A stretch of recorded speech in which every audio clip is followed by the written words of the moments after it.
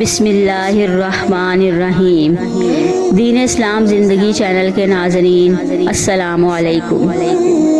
حضرت داؤد علیہ السلام کے زمانے میں ایک نادار و بے ناتواں خاتون تھی۔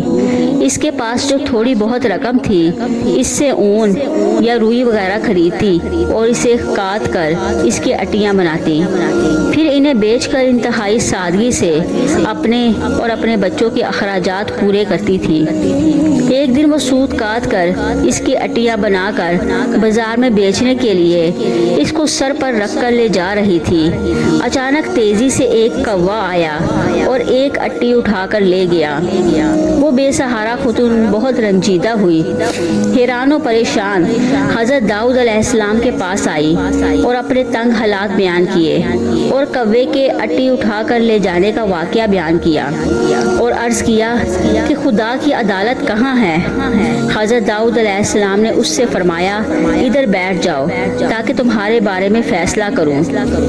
ایک طرف یہ واقعہ پیش آیا اور دوسری طرف یہ ہوا کہ کچھ لوگ کشتی کے ذریعے دریا عبور کر رہے تھے۔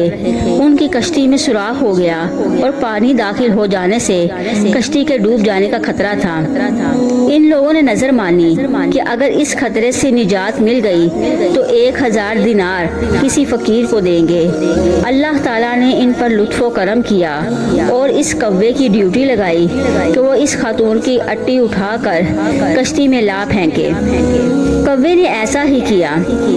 ان لوگوں نے سود کی اس اٹی سے فائدہ اٹھایا، کشتی کا سراغ اچھی طرح بند کیا اور ڈوبنے سے نجات پائی۔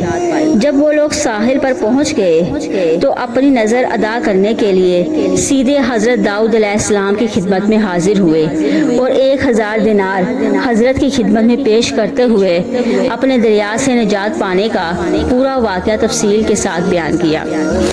حضرت داؤد علیہ السلام نے اس عورت کے سامنے خدا کی حکمت و عدالت بیان کی اور 1000 دینار اسے دے دیے۔ وہ خاتون بہت خوش ہوئی اور سمجھ گئی کہ خدا سے زیادہ کوئی بھی عادل تر اور احسان کرنے والا نہیں ہے۔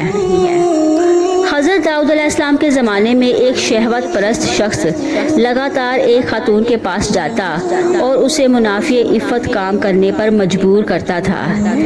اللہ تعالیٰ نے اس خاتون کے دل میں ایک بات ڈالی کہ اس شخص سے کہے کہ جب بھی تو میرے پاس آتا ہے تو اس وقت ایک اجنبی شخص تیری بیوی کے پاس جاتا ہے۔ اس خاتون نے جب یہ بات اس شخص سے کہی تو وہ فوراً دوڑا اپنے گھر گیا اور کیا دیکھا کہ ایک اجنبی شخص اس کی بیوی کے ساتھ ہم بستر ہے۔ یہ ماجرا دیکھ کر وہ بہت پریشان ہوا۔ اس شخص کو پکڑا اور حضرت داؤد علیہ السلام کے پاس لے جا کر کہا، اے اللہ کے پیغمبر، میرے اوپر ایک ایسی مصیبت آئی ہے جو آج تک کسی پر نہیں آئی ہوگی۔ حضرت داؤد علیہ السلام نے پوچھا، وہ کون سی مصیبت ہے؟ شہوت پرست شخص نے کہا، یہ شخص میری عدم غیر موجودگی میں میرے گھر میں آیا اور میری بیوی سے زنا کیا ہے۔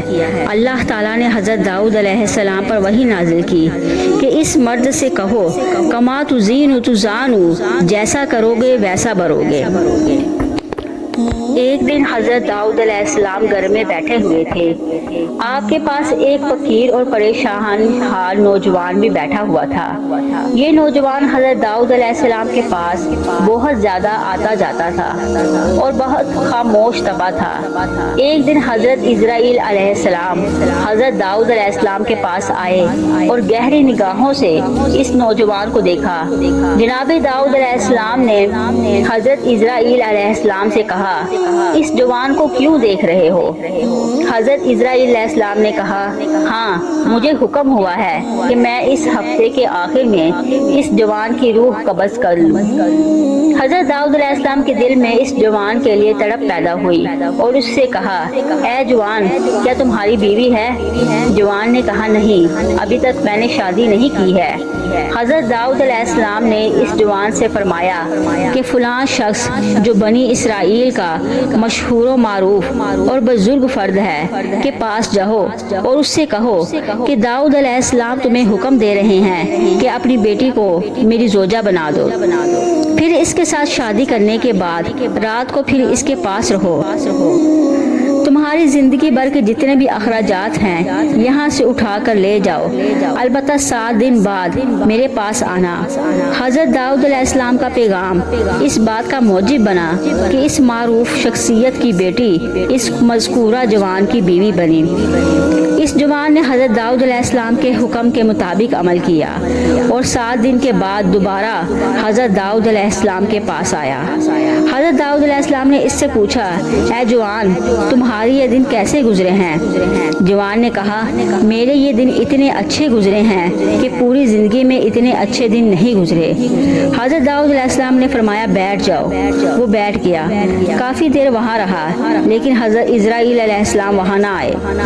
حضرت داؤد علیہ السلام نے اس جوان سے کہا، اٹھو اور اپنی زوجہ کے پاس جاؤ اور 7 دن کے بعد دوبارہ یہاں آنا۔ وہ نوجوان چلا گیا۔ 7 دن گزرنے کے بعد وہ دوبارہ آیا، حضرت داؤد علیہ السلام کی خدمت میں حاضر ہوا، لیکن اسرائیل علیہ السلام نہ آئے۔ وہ دوبارہ چلا گیا اور حضرت داؤد علیہ السلام نے حکم دیا کہ دوبارہ 7 دن کے بعد پھر آنا۔